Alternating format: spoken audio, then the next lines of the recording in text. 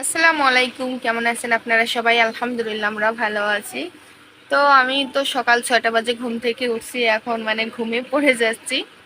তো এদিক দিয়ে আমার বড় ছেলের হচ্ছে পরীক্ষা, যার কারণে হচ্ছে ওর আশায় বসে আছি, ওকে রেডি করে স্কুলে পাঠিয়ে তারপর হচ্ছে ঘুমাবো। আর ছোট ছেলে উঠছে ঘুমানোর জন্য, তো সেও কান্নাকাটি করতেছে। আর ওই তো বড় ছেলে পড়তেছে, আর ছোট ছেলের টিপি চালিয়ে দিছি, সে হচ্ছে দেখতেছে। ছোট ছেলে যে ঘোরাঘুরি করতেছে, সেখান থেকে ওখানে যাচ্ছে। সে ঘুমানোর জন্যই কাঁদতেছে। তো আমি ঘুম পাড়াচ্ছি না, যে একবারে ঘুম পাড়াবো ওকে নিয়েও আমি একটু ঘুমাবো। এই যে মাঝে মাঝে কোলের ভিতরে এসে এই যে একটু বসবে আর হচ্ছে একটু টিভি দেখবে। টিভি চালাইলে পরে আর হয় না। আর ওই তুমি এখন ওই শেষ করতেছো কেন? ওঠা।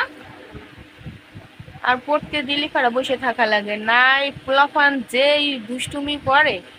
ও হচ্ছে পড়তে দিলে পরে মাথা চুলকাবে, তারপরে হচ্ছে কান ঘুষাইবে।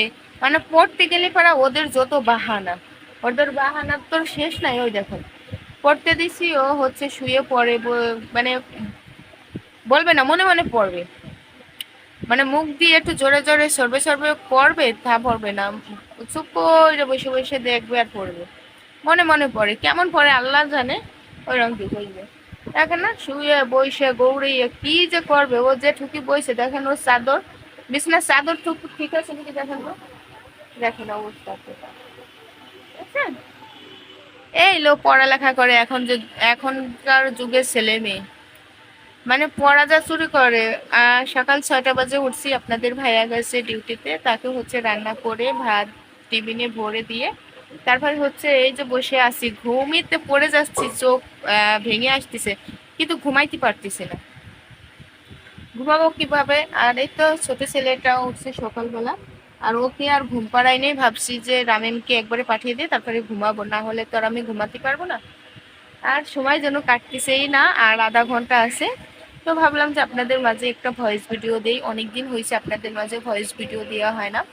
তো কে কোথা থেকে আমাদের এই ভিডিওটা দেখতেছেন অবশ্যই প্লিজ লাইক শেয়ার দিয়ে সাথে থাকবেন, আর সুন্দর একটা কমেন্ট করে দেবেন যে আপনাদের বাচ্চারাও কি এরকম ঠিক করে, বসে থাকলে পড়া পড়বে, বসে না থাকলে পড়া পড়বে না। আমি ওকে রিফানকে নিয়ে যদি শুয়ে থাকি, তাহলে হচ্ছে ও যে কত বাহানা করবে তা তো বুঝতেই পারছে। ওর ভাব দেখে দেখেন, পাও আঠাও কোথায় উঠেছে। পড়তে দিলি পর আব্বু সোনা বাবু ময়না কি হে জাদু, কত কিছু যে কোয়া লাগে পড়তে বসাইলি পড়া।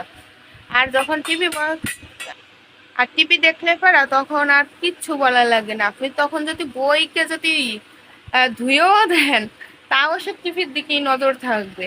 ওরম থেকে যদি বই পড়ার দিকে যদি থাকতো বাচ্চারা, কতটাই না ভালো হইতো বলেন। এখন হচ্ছে আমি ঘুমাই থাকবো।